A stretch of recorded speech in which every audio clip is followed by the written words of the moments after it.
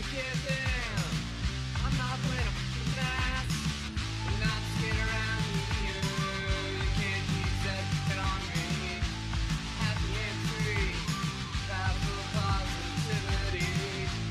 Say what you believe in. Try fighting uphill with me.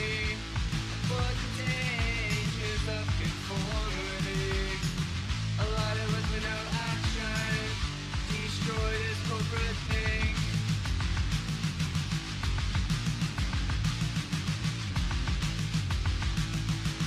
A lot of us with no action.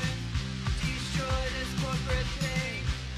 Brave your ancestors for the power you need. We're not gonna give them. I'm not wearing a mask. We're not scared around you. You can't use that on me. Happy and free. Powerful positivity. Say what you believe in. Try fighting uphill with me. Avoid the dangers of conformity. A lot of us with no action. Destroy this corporate thing. Pay your ancestors for the power you need. Pay your ancestors for the power you need. Pay your ancestors for the power you need. Pay your ancestors for the power you need. Pay your ancestors for the power you need.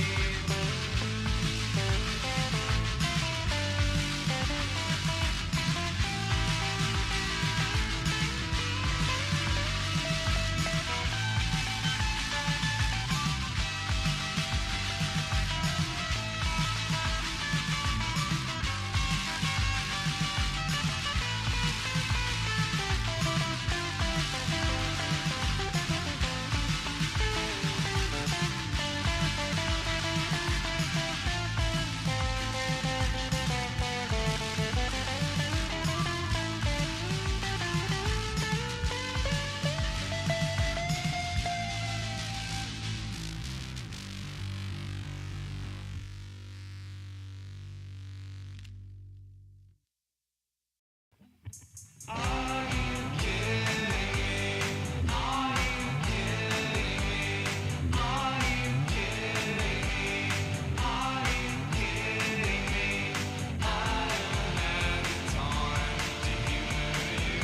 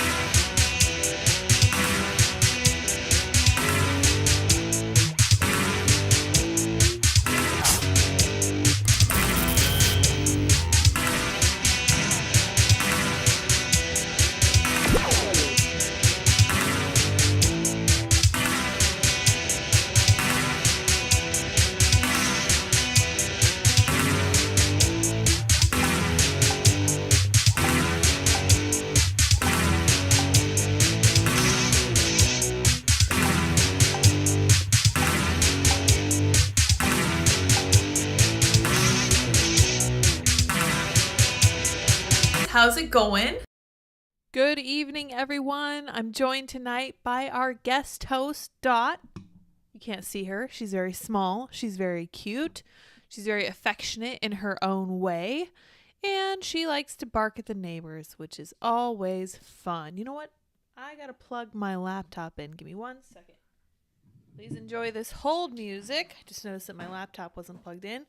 I was doing some classes in the other room.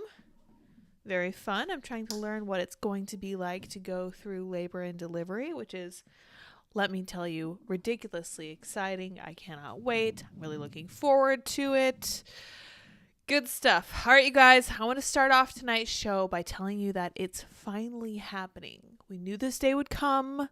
We've all been dreading it very, very much. It is the Utah plague of toads. I noticed that the road itself was moving. Thousands of toads cover roadway. Holy cow. Woo! Drivers witnessed hundreds of thousands of toads crossing a major roadway in Stockton, Utah. It looked like a scene out of a horror movie. Thousands of small toads brought traffic to a standstill in Stockton, Utah last week. The toads were crossing a country road, and the sheer volume of them left witnesses and biologists speechless. At first I thought, I'm just tired, there's no way, Mary Hewlett said. On the way home, drivers suddenly came to a stop in the middle of unusual traffic. I noticed there was the road itself was moving, she said. The 2-lane road had turned into an intersection. As I looked and I kind of focused on it, I realized that these were frogs or toads that were crossing the road. There were tons. I don't like the way this article is written, and I don't like that they put 4 ads for Metamucil right in the middle of it. I hope you all are enjoying this. This is not targeted advertising. I don't need fiber in my diet. I do appreciate the pointers from Metamucil. Thank you for the ads. Appreciate it. There were tons. We aren't talking like 10 toads. Here's the 5th one. We're talking about like thousands of toads crossing the road, she said. I'm like, is this like Toadmageddon? What in the world is going on here? I personally am so grateful for the opportunity that someone saw to use the term Toadmageddon in a local news story. The word biblical came to mind, said Chris Crockett, the aquatics manager at the Utah Division of Wildlife Resources. Biologists talked about the video witnesses captured. It's completely natural, but I would definitely say that it was a pretty spectacular event, he said. We're probably talking about hundreds of thousands of toads. They said they believe the Banner water year and recent thunderstorms led to the exodus. These juvenile toads decided it was a good time to leave their area and out-migrate into some of these surrounding hills, Crockett said. Unfortunately, not every toad successfully crossed the road. That shouldn't surprise anyone. Such is the way of nature. Not everything survives. In fact, Andy and I live right up the road from I think it's a leatherback turtle beach. And every time we go to the beach down there, there are tons and tons of turtle nests that are marked out with little yellow ribbon that says do not molest the sea turtles or whatever. It's very, very memorable. I am loving all of these ads for Metamucil. Just like we had a plague of toads, I'm having a plague of Metamucil ads. Thank you very much, local news site. I appreciate that. Stuart says hundreds of thousands of Faucis on the road. Ew. Indeed. I think that's a fair comparison. I don't know about you guys. Toads actually serve a useful function in the biodome, but Dr. Fauci, not so much. Thank you guys all so much for joining me this evening. Dot is here as well. She is not barking, thank goodness. We're going to talk tonight about what the heck is going on with Hunter Biden, because he went in for what he thought would be a pretty standard hearing about his sweetheart deal with his tax returns, whatever, where he was just going to get a misdemeanor, a slap on the wrist, and he wasn't going to be forced to plead guilty to anything. And indeed he didn't, but now we're going to try to figure out what happens next, because I don't really know. Reading through it, I was like, well, this seems like not a positive thing, but I'm not really sure. Red Bike Master says, Metamucil get in. Yes, exactly. Yes, we had almost as many ads for Metamucil as we had toads in Stockton, Utah. Let's read about Hunter Biden, because he is, you gotta give him this. He is not dull, right? He's not one for a boring story. So let's read about it and see what kind of conclusions we can draw given what we have right now. Fiery emails from Hunter Biden's lawyers after being accused of playing desperate tricks to hide incriminating information are revealed as first son's sweetheart plea deal falls apart. Indeed, it did. Hunter Biden's legal team was accused Tuesday of lying to the clerk in his criminal case to remove testimony from IRS whistleblowers from court docket. Yes, the judge called them out. The judge was going to sanction them for this behavior. DailyMail.com can reveal the fiery email exchanges between Hunter's lawyer and the attorney for House Ways and Means Committee Chairman Jason Smith. Yesterday, DailyMail.com exclusively revealed that the shocking allegation that Hunter Biden's lawyers played a desperate trick to hide incriminating information from the judge in his criminal case. I wonder why they would do that. It's probably because Hunter Biden has nothing to worry about, right? Oh, we got to retweet Andy real fast. Let's see what we got here. How do you respond when the government says aliens are real? Aliens are real. What are they hiding? Hunter built the pyramids. That would be my vote if I could vote in my own poll. This is truly a masterpiece. Thank you, dear. He and I were brainstorming it before we went live, trying to figure out what the heck he was going to say in the tweet. He is tweeting under my name. Ooh, you never know if it's me or Andy. It's probably usually me. He only tweets when I'm doing this. But anyway, I digress. Let's read on. Controversy is the latest in a series of scandals and intrigues surrounding the legal team of tax cheat first son. Tuesday's incident began when the House Ways and Means Committee Chairman Jason Smith wrote to Hunter's judge, Mary Ellen Noriega, suggesting she toss the wrist slap plea deal with prosecutors. Oh my, he got his wish granted. Oh, I love this so much. I am so here for the drama. I gotta be honest. This is a very exciting story. It has all of the elements of like a John Grisham novel, but it's like really, really dumbed down. And it's super interesting to watch it play out. I'm here for it. I appreciate it. I've resigned myself to the fact that the world is crazy and it's not getting any saner anytime soon. I'm frankly grateful for the fact that we have this ridiculous crack smoking foil who's making the rest of the world look sane. I appreciate it. So let's read on. Here's the email from Christopher Clark. This is to Theodore Catilla. Ted, I stand by all my statements and I hope you have an affidavit from the clerk in support of yours. Spicy. You should probably take a step back from your statements. The clerk's office advised that it was represented to her that the request is being made by my firm. We'll be advising Judge Noriega of this improper conduct. Very truly yours, Ted. Okay, so let's see what exactly they're saying here. In a fiery email exchange with Kittila about the apparent skullduggery, this is not helping Daily Mail. Break it down for us. Hunter's lawyer, Clark, hit back, denying any improper conduct and claiming the clerk took the filing down of their own accord. Interesting. So let's go back a little bit and see if we get the full context. Nope, not helpful. Thanks for nothing, Daily Mail. Well, we have the letter itself. In his amicus filing, the senior Republican lawmaker highlighted voluminous evidence that the Department of Justice obstructed the 5-year investigation into the president's son. They must be referring to Jason Smith, although they're not making it particularly clear. I feel like I take great exception to this Daily Mail article. Usually they're pretty good, but this one is very unclear, or maybe I'm just not smart enough. I've never been into the law side of things. He included with the 448 pages of congressional testimony and documents from 2 IRS whistleblowers who worked Hunter's case, claiming that justice officials tipped off Hunter's lawyers to investigators' plans, let the statute of limitations run out on some of his alleged felonies, and told investigators not to look into potential crimes involving Joe Biden. And I have to be honest, this is consistent with exactly what the FBI whistleblowers were telling us. They were telling us that their bosses instructed them not to ask questions about the big guy, to not find out more about what role Joe may have played in Hunter's business dealings and all of this stuff. It was very clear that it was very controlled and very contrived from the top down. The testimony, backed up with emails and texts and published by Smith's committee last month, sent shockwaves through Washington, D.C. and caused even Hunter's previous defenders in the media to question the no-prison deal he struck with Trump-appointed Delaware prosecutor David Weiss, deemed a mere slap on the wrist by top Republicans. That's right. David Weiss gave Hunter Biden this ridiculously cushy plea deal.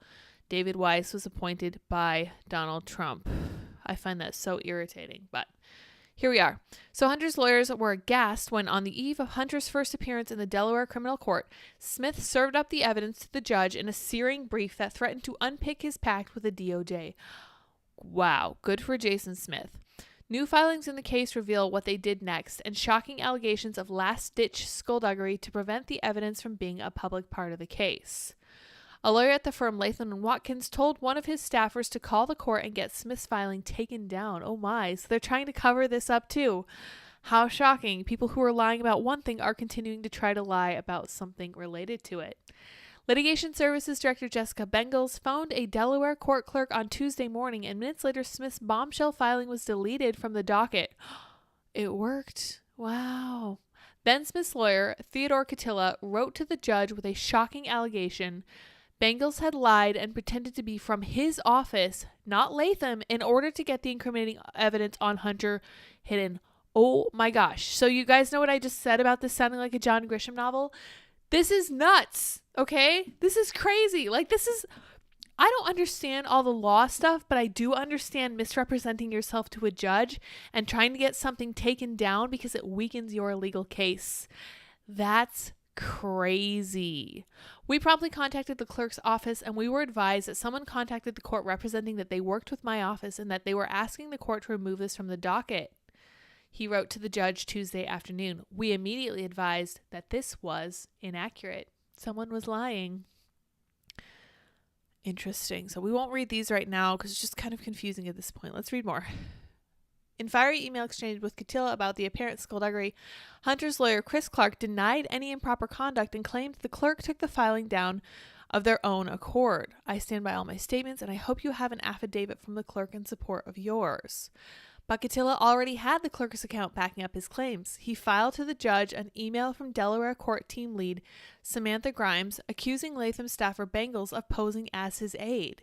She said she worked with Theodore Catilla, so he talked to the lady that Jessica Bengals talked to, right? And she confirmed the story to him. She said she worked with Theodore Catilla, and it was important the document was removed immediately or they could file a motion to seal. I don't know what a motion to seal is. Let's look that up real fast so we're a little bit more informed. Motion, seal, legal. A motion to seal. Yeah, see, this is why I don't understand the law stuff. As soon as you even try to look something up about this, it's confusing as heck right out of the gate. A formal request submitted to the court to prevent evidence and transcripts related to a specific case from being available to the general public. They are just trying to hide this. So, yeah, that's exactly what we see here. But let's read on. Oh my gosh, go back to where we were. Motion to seal. Cool. Right. It appears the caller misrepresented her identity and who she worked for in an attempt to improperly convince the clerk's office to remove the amicus materials from the docket.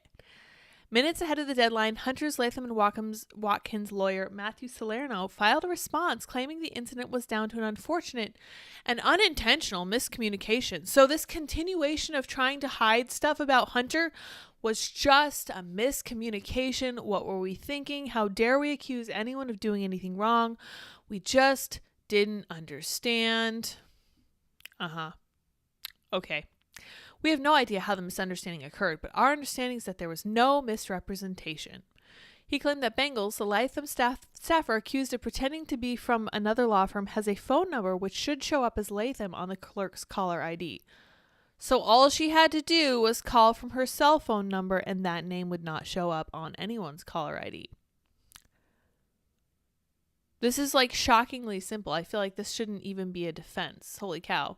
This is like grade school level stuff. Salerno attached an affidavit from Bengals in which she claimed she initially called a court clerk called Julia from her Latham phone, identified herself truthfully, but was later called back by a different clerk, Samantha. At around 11:54 a.m., another court employee called my Latham and Watkins phone number, which I believe she knew through caller ID, to let me know she would be removing the material from the docket, Bengals wrote. She did not ask which law firm I was affiliated with, and at no time during this call did I mention anything about my law firm affiliation. So someone's lying. Someone is lying, and it sounds like this is just a continuation of the Hunter Biden's tactics, like the people representing him, the same tactics they've been using all along. I believe there may have been some confusion when Julia passed the information on to the other court employee, resulting in a mistaken understanding that I had called from Mr. Catilla's firm. I am completely confident that I never indicated that I was calling from Mr. Catilla's firm or that I worked for him in any way. Judge Noreika has yet to give her opinion of Latham's explanation. This is stupid. This is so stupid. She should throw it all out. They should start all over again. That's just my 2 cents. However, in her Tuesday order, she also placed a temporary seal on Smith's filing, meaning it would not be public until after Hunter's plea hearing Wednesday. Mike Howell, director of conservative think tank The Heritage Foundation's Oversight Project, told DailyMail.com that the latest twist in the courtroom saga was crazy and the alleged actions of Hunter's lawyers reek of desperation. They kind of do, don't they? Something crazy is happening right now in the Hunter Biden case, he said. The judge ordered the sealing of transcripts that have been publicly available on the House website for over a month, and which a House committee voted to release in compliance with applicable rules. The courageous whistleblowers did the right thing in the right way. They provided sworn testimony protected under U.S. law. If anyone lied to the court, they need to be punished. Otherwise, we can only expect the same behavior in the future. It is unbelievable that we're dealing with these 11th hour procedural shenanigans that reek of desperation. Hunter's lead attorney, Clark, worked for Latham and Watkins, but left to start his own firm in April. It appears Hunter continued to use Latham, though company lawyer Salerno only filed notifying the judge of this on July 20th, with his certificate of good standing appearing on the docket yesterday. This is all so last minute. This is crazy. Oh my gosh. Okay, so I don't know if you guys saw this picture too. This is the last thing we'll say from this article, then we'll talk about what's actually going to happen. DailyMail.com exclusively obtained photos of Morris. This is one of Hunter Biden's lawyers, appearing to smoke a bong on his balcony in a ritzy Los Angeles neighborhood in view of a public street during a meeting with Hunter on Friday. So Hunter, who is being scrutinized under crazy charges, including drug charges, is being represented by a man who is just fine with using a substance that is still considered federally illegal. They don't care. They don't care at all. They don't care who sees it. They don't care who knows it. They don't care what you think. You're a pleb. They're winning. It's not a big deal. They know that they'll never be held to account. I just thought that was super interesting. So let's read a little bit more. Let's read this opinion from Brett Tolman on Fox News. Hunter Biden plea deal had to end. These are the next steps to keep pressure on. It looks like public outcry surrounding charges of alleged corruption against Hunter Biden are finally starting to catch up with him. About darn time. As a former federal prosecutor, I applaud Delaware District Judge Mary Ellen Noreika for refusing to participate in the Hunter Biden / Justice Department circus playing out through the sweetheart deal as she questioned its legitimacy and deferred her decision on approving any plea deal between Biden and federal prosecutors. The case against Hunter Biden, the first son of a sitting U.S. president to attempt to plead guilty to federal crimes, has brought to light questions about the fairness and transparency of the DOJ and our entire justice system. Hunter was ready to plead guilty to 2 misdemeanor tax charges, which effectively avoided prosecution on a gun charge and drug use. This diversion on felony charges was a legal maneuver most Americans would never see if found guilty of similar felony crimes. Despite behind closed doors discussions, both legal teams were at odds on the full scope of the plea deal and whether it would have absolved Hunter Biden of any further prosecution on other crimes. It was surreal to see federal prosecutors disagree with Hunter's legal team's understanding of the plea deal. In effect, DOJ prosecutors appear to have taken note of public outcry and scrutiny and took some steps back from Hunter Biden's future immunity on a decade's worth of allegedly more serious criminal activity. Not surprising there. In my day as a federal prosecutor, the crimes DOJ would be bringing would be more serious crimes with serious evidence and guaranteed long prison time going forward. Prosecutors should be looking at possible corruption and racketeering. Yes, thank you. Potential Mann Act and FARA violations among more serious charges. I've been talking for years about existing evidence of a possible pay-to-play scheme involving Biden and his family members and business colleagues. That's right. If you guys will recall, in 2019, there was an article called Biden Inc. Let's pull it up once again. I feel like we talk about it all the time. I think it was Time Magazine. Let's see if we can find it. Yep, Biden Inc. How middle-class Joe's family cashed in. Over his decades in office, middle-class Joe's family fortune have closely tracked his political career. Let's see what it said originally. How has middle-class Joe's family cashed in on, I'm going to assume it's saying, yeah, so the subcaption there at the bottom says, Joe Biden investigations Hunter brother hedge fund money 2020 campaign. Yeah, so I visited this page quite a bit because it's very interesting. It's not Time Magazine, it is Politico. Yeah, we know. We've known this. We know he's corrupt. We know they're all corrupt. We know it's the whole family. And not too long ago, they were talking about 9 different members of the family. The case against Hunter Biden, right, we read that. You can bet that the recent congressional hearing testimony of FBI and IRS whistleblowers and revelations of additional criminal behavior added pressure on the DOJ to pursue further charges against Hunter Biden. Simply put, the DOJ got caught with a hand in the cookie jar, and the only way Americans can hold the government accountable is to keep this pressure on. Correct. Unfortunately, the DOJ has no significant checks and balances, and we will talk about how there are no ways to hold the government accountable at the end of today's show. For decades, they've operated with the idea they can control both charging and sentencing decisions. Prosecutors very arrogantly believe that they would get this resolution with no repercussions or consequences, but the backlash across this country is putting them on notice. Good. I'm glad he's saying this, and I hope that he's correct. Most American families understand that they wouldn't be treated like but the Bidens are being treated, while only time will tell if the sweetheart deal will be modified or thrown out. That's what she threw it out.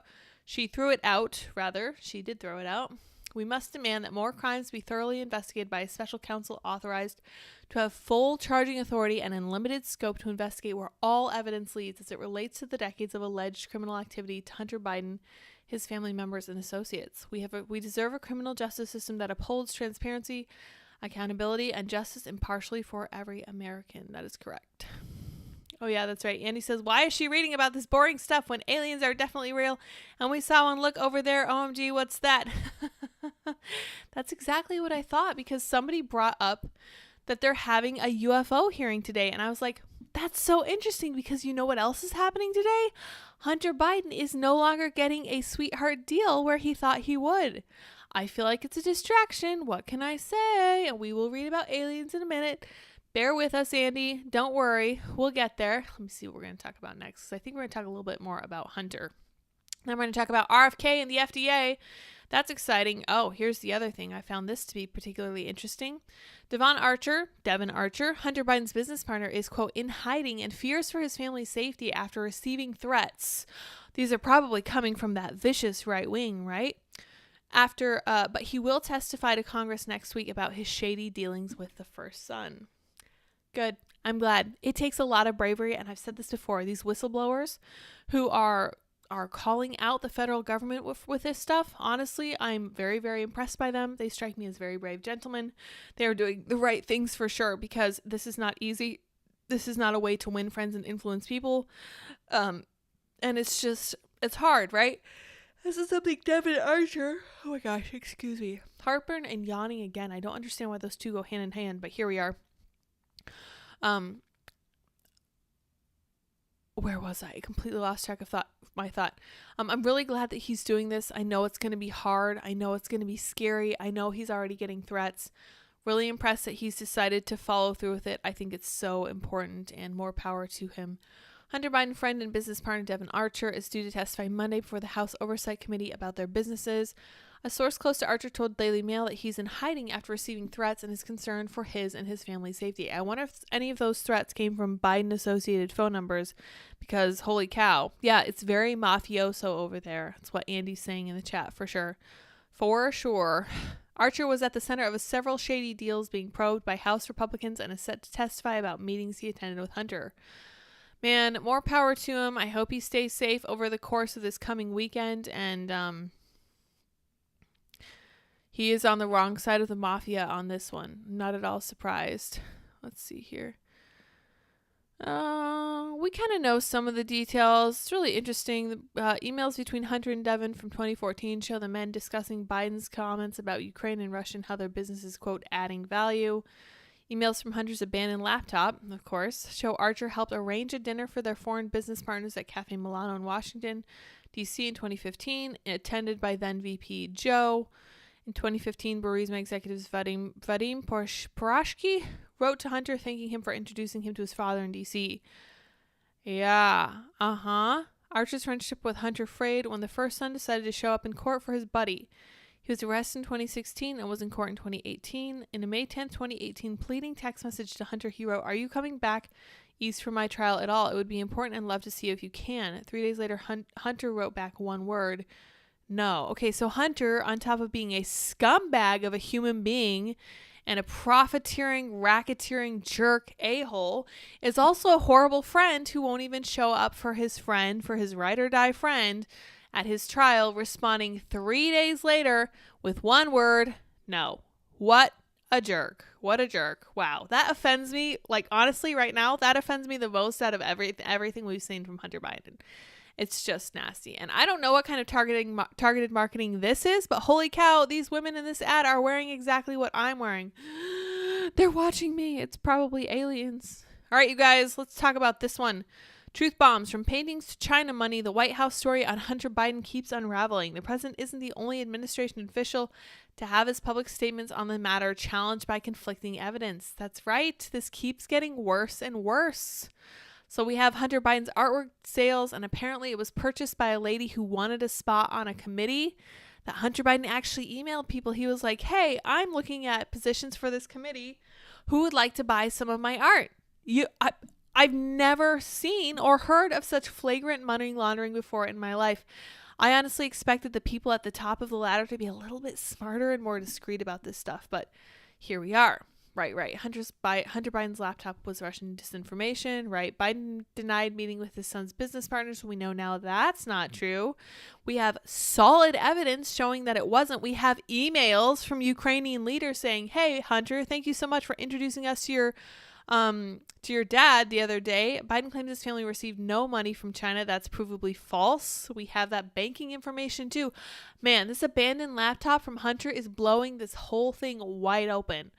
And that's part of what makes me feel like we're being governed by complete simpletons, because only complete, I was about to say a word that YouTube doesn't like, only complete simpletons, people who are mentally very simple, could be so simple as to literally leave a laptop full of ridiculous evidence on it in a repair shop for over a year and then have that story defended to the media and proclaimed as Russian disinformation and have held in abeyance for months until after the election. This is crazy. This whole thing is nuts to me because, again, I just expect the people who are schmoozing us to be a whole lot smoother with it. What can I say? Username 142 said, I would love to see Hunter's idiocy topple his family's empire. Yes, I would too, for sure. Yes, Kanye Ron says the R word. That's right. I was about to say that. No, I wasn't actually. I was going to use a shortened form of that, which starts with a T and can be swapped out in the name Trad Queen Story Hour. Really interesting story on this count. And this is a little bit of a deviation from what we were just talking about, although it is political. DeSantis has suggested he might tap RFK Jr. to run the CDC or the FDA. I thought that was fascinating. Who knows if anything like that's going to happen. DeSantis is not going to get it. He's not going to get the nomination. He's not going to get elected, whatever. However, I think it's a really neat idea.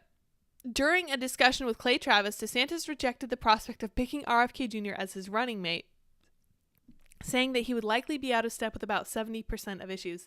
70% is an understatement. I do not agree with RFK Jr. on anything, but I appreciate that he's standing up for what he believes. Florida Republican Governor Ron DeSantis Wednesday suggested he might appoint Democratic presidential candidate Robert F. Kennedy Jr. to run the Centers for Disease Control and Prevention or the U.S. Food and Drug Administration if elected president. That's cool. During a discussion with Clay Travis, DeSantis rejected the prospect of picking him as his running mate. Right. He did, however, acknowledge that the Democrat was in line with him on COVID-19 related issues. Yes, the medical stuff, I'm very good on that. So that does appeal to me, DeSantis said. If you're president, stick him on the FDA if he'd be willing to serve, or stick him on the CDC. That's right. He was an environmental lawyer, which is really cool. And Clay tweeted, Ron DeSantis told me he wouldn't consider RFK Jr. as his VP, would consider him as the head of FDA or CDC because he was right on COVID. Democrats are losing their minds over this. Watch, for sure. Amazing. Kennedy and DeSantis have both heavily criticized COVID-19 lockdown policies and vaccine mandates. The governor cruised to re-election in a formerly purple Florida last November, due in part to his swift reopening of the Sunshine State. Kennedy, meanwhile, emerged during lockdowns as a prominent vaccine skeptic, a position that's helped him gain traction with Republicans even as he seeks a Democratic presidential nomination. That's right. And I do think it's a little bit short-sighted to view RFK Jr. as a hero in any regard just because he agrees with us on one issue. I really don't like that tendency of Republicans to just glom on with somebody who agrees with them on one thing. That's crazy to me. That's not enough. Adrian's here in the chat. I love the R word. Welcome. Welcome for joining us. Happy to see you here. That's not the introduction I was expecting at all, but I'm here for it. I use it all the time in real life, but I recognize that YouTube does not like it. All right, guys. Let's read this next piece. I chose this piece specifically because I really like this one picture that I think is in it. Tucker Carlson says he's still on payroll at Fox and was sacrificed by the network to secure Dominion lawsuit settlement and ensure Rupert Murdoch wouldn't have to testify at trial. There was speculation in that regard. I think that might have been the case. Tucker Carlson left Fox News in April, a week after the Dominion settlement. It was widely thought the firing was to do with his offhand comments about his bosses and text about how white men fight. That wasn't it. I never thought that was it. He now says it was a condition of Fox's $787 million defamation lawsuit. Tucker Carlson claims he's only given the axe from Fox to close negotiations surrounding the Dominion defamation lawsuit and ensure Murdoch wouldn't have to testify at the trial. I think that's likely very true. This is the picture I chose. I was so excited about showing you guys because it's fantastic. First of all, I was seeing this picture right after Tucker got fired, and it was making me laugh because I was like, oh, this poor man, he's clearly suffering so much after being let go from Fox. I mean, he just looks miserable. How sad he looks with his lovely wife, obviously in Florida, obviously having the time of their lives, obviously driving one of those really annoying golf carts that I sometimes get behind on the road, but having a blast, and more power to him. I could not be happier for him, and I think it's great. And I think that they should frame this picture and keep it on their wall because it's so emblematic of maintaining your personal happiness outside everything that's happening to you professionally. I think it's great. So good for him. He strikes me as a very wholesome figure. And I hope that he does continue to be happy despite being fired by ridiculous Fox nonsense. Fox, by the way, is being shown as just being running cover for all this leftist nonsense, surprising no one. They are funded in part by BlackRock, Vanguard, and they are pushing all sorts of DEI nonsense. So again, not really surprising.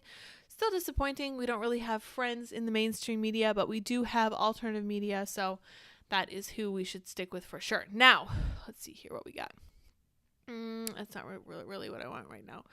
I want to talk about aliens because we're keeping a short show tonight. UFO Congress hearing. Whistleblower David Grush suggested people have been murdered as part of conspiracy to keep alien craft a secret. Dun, dun, dun. It's aliens. First of its kind bombshell hearing saw 3 ex-military blow whistle on UFOs. Shared experiences with craft that looked like dark cube in transparent sphere. Former intelligence officer hinted U.S. government had murdered to keep secrets. A veteran pilot said he saw white Tic Tac UFO perform otherworldly maneuvers. It was amazing to see. I told my buddy I wanted to fly it, said Commander Fravor. Interesting. Well, let's read a little bit, and then I'm going to talk to you guys about what else the U.S. government has done. It's good times. You guys are going to love it. A former intelligence officer today suggested people have been murdered by the U.S. government as part of the conspiracy to keep UFOs a secret in a bombshell hearing held by Congress. The U.S. government doing shady stuff to protect its interests? Say it ain't so. I am as shocked as you are. Former high-ranking intelligence officials, one of 3 military whistleblowers who testified under oath. They had first-hand encounters or knowledge about secret government programs involving technology that is non-human. He claimed the U.S. had been in possession of UFOs since the 30s and has been secretly back engineering them and carrying out a public disinformation campaign to prevent the details from leaking publicly. I mean, honestly, nothing would surprise me less, but I still tend to think that these are just military weapons that they're unwilling to divulge to the public.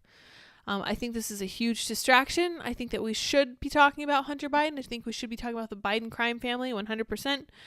We'll see what happens. At one point during the first of its kind hearing, Representative Tim Burchett asked Grush, personally, have you heard anyone has been murdered? Grush said, I have to be careful answering that question. You guys need to decide how his last name is spelled, because this is Grushsch and this is Grausch. I have to be careful answering that question. I directed people with that knowledge to the appropriate authorities. He was sworn in Wednesday along with Ryan Graves, an esteemed former pilot, and Navy veteran fighter pilot Commander David Fravor, who witnessed a 2004 Tic Tac UFO. Opening the hearing this morning, Representative Burchett promised the testimony would be a landmark moment in uncovering the biggest cover-up in history. Now, I don't think that this is what the U.S. government needs to cover up. This, I think, they have much more interest in covering up. And I tweeted this. Still trust the government? Don't. They do whatever they want. I do mean whatever, and no one will ever hold them accountable. And I linked to a Wikipedia article about something called Project Artichoke. So you guys tell me in the chat if you've ever heard of Project Artichoke, because I had not before I saw it in an Archer episode, which I'm somewhat ashamed to admit, but I know about Operation Northwoods. I know about all this other stuff. I know about Operation Bluebird, all this other stuff. Let's read this article about Project Artichoke. Let me take a sip of water because, I'm dying over here. Project Artichoke was a project developed and enacted by the United States Central Intelligence Agency for the purpose of researching methods of interrogation. So we're starting relatively neutral here. Let's go on. Initially known as Project Bluebird, Project Artichoke officially arose August 20th, 1951, and is operated by the CIA's Office of Scientific Intelligence.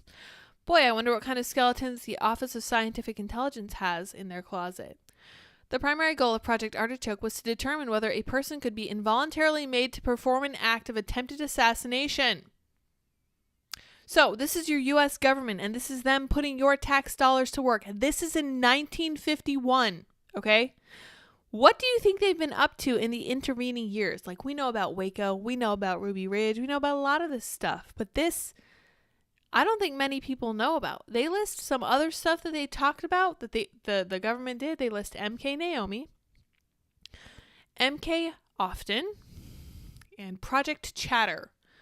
Have you guys heard of any of those projects? I haven't either. They're crazy. Let's read a little bit more about this one because it gets wild. The project also studied the effects of hypnosis forced addiction to and subsequent withdrawal from morphine and other chemicals, including LSD, to produce amnesia and other vulnerable states in subjects.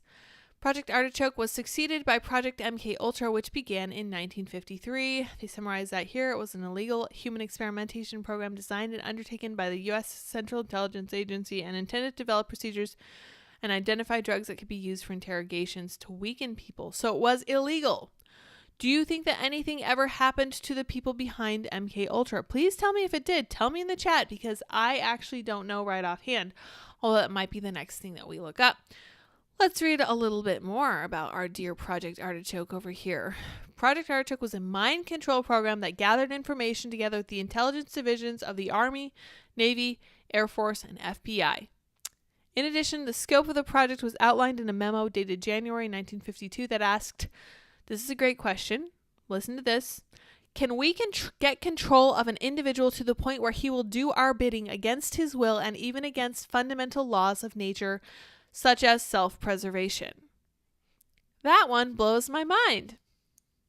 Project Artichoke was the Central Intelligence Agency's secret code name for carrying out in-house and overseas experiments using LSD, hypnosis, and total isolation as forms of physical harassment for special interrogation on human subjects.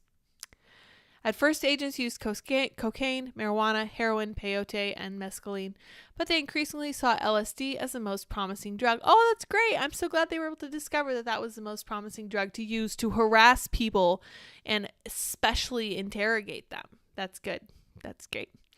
The subjects who left this project were fogged with amnesia, resulting in faulty and vague memories of the experience. In 1952, LSD was increasingly given to unknowing CIA agents to determine the drug's effects on unsuspecting people. This is your government at work, guys. This is why I don't trust them when they say, oh my gosh, we've got to get to the bottom of this UFO thing. This is crazy. What could be causing all of this? One record states that an agent was kept on LSD for 77 days. Wow. Artichoke researched the potential of dengue fever and other diseases. Oh, that's good. That's great. I'm so glad that they researched pandemic-style diseases. That's good. Yeah, that's great. A declassified Artichoke memo read, not all viruses have to be lethal. The objective includes those that act as short-term and long-term incapacitating agents. Well, isn't that interesting? We had something like that happen just the other year, right?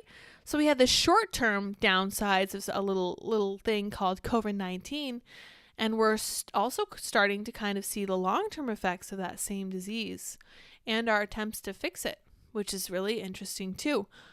I'm not saying anything happened there. I'm just pointing out that it's really darn interesting. Red Mike Master says, look up the Tuskegee syphilis study. Yes, that I'm certainly familiar with. I'm sure most of you guys are too. Similarly awful, but again, did anyone get in trouble for that?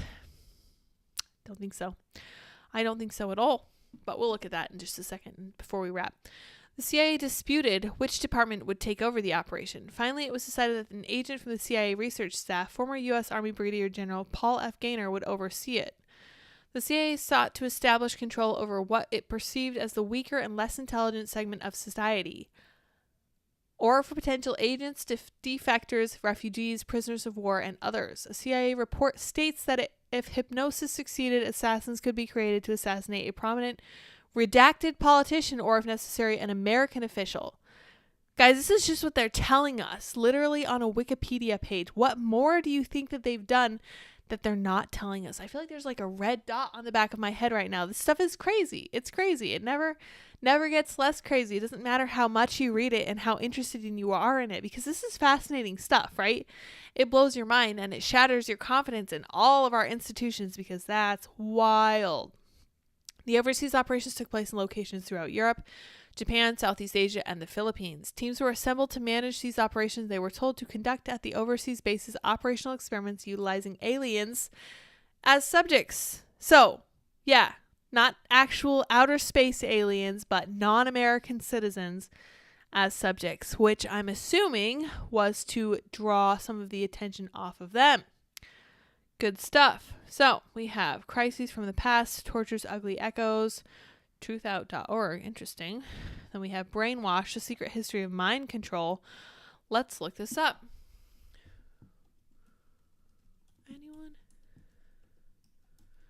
Was anyone ever prosecuted for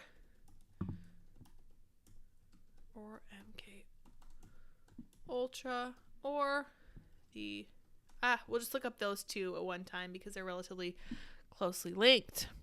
CIA's appalling human experiments with mind control. Project MK Ultra, from mind control to murder. Oh, that's exciting.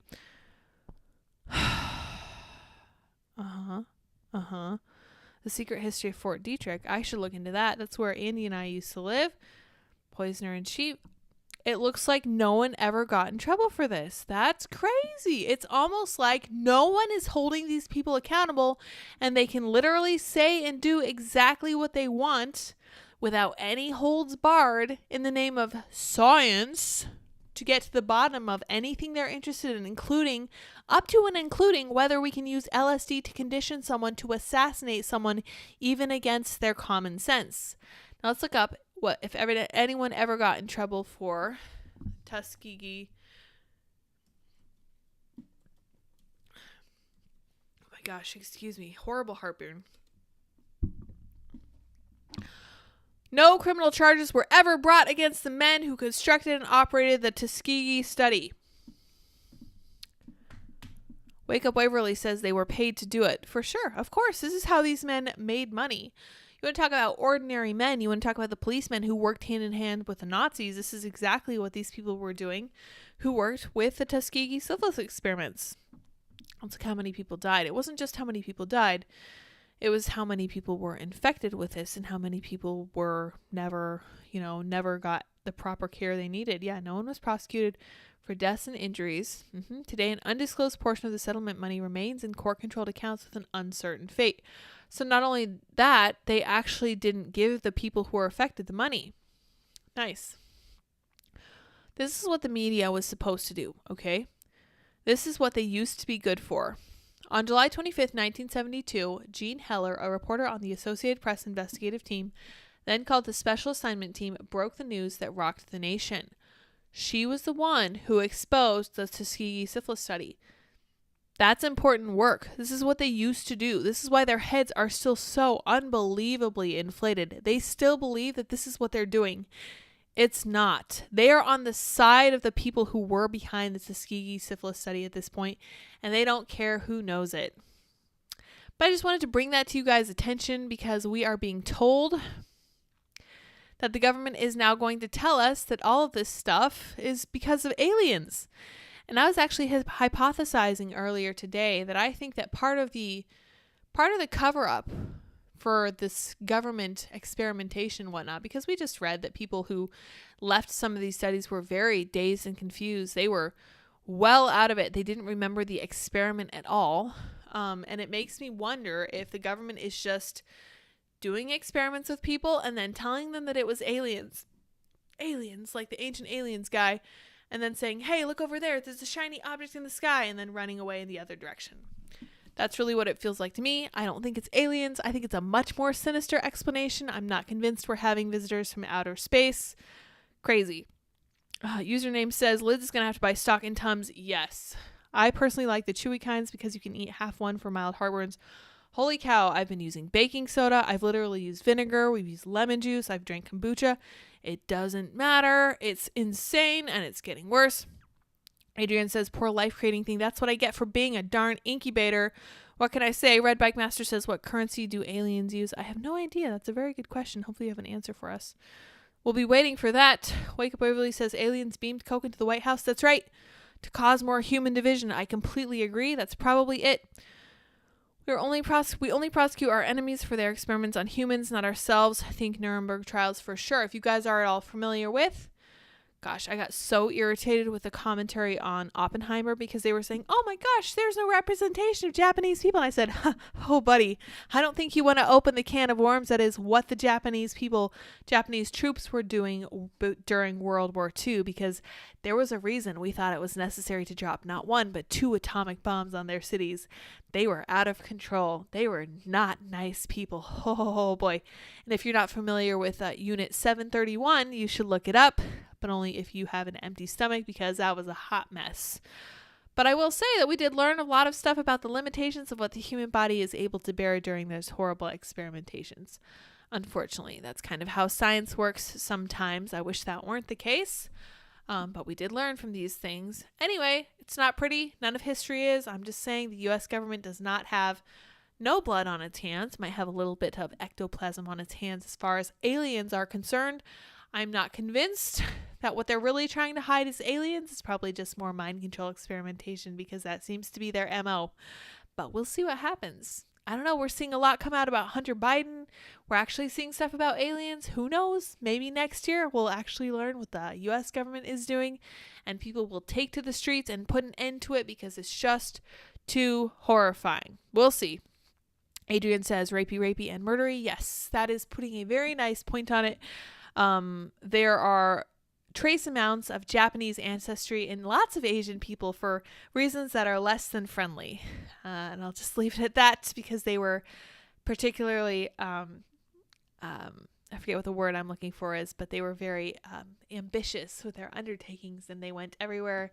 I don't know if Nanking rings a bell, but none of it was good. Then they were not nice people, but I will leave it there. Annie and I have an appointment this evening. I will see you all tomorrow. Red Bike Master says we'll never know because it'll always be a distraction. We'll see. We'll see what happens. This is why people cling to their faith tightly in troubled times like these because it gives them this sense of stability and hope for the future and this idea that one day people will actually be held accountable for the crazy stuff they do. But we'll see what happens. All right, you guys, I will see you tomorrow. I'm going to go invest in TUM stock. I will see you all tomorrow. Same time, same place. Until next time, stay safe, stay well, stay out of Target. Bye, guys.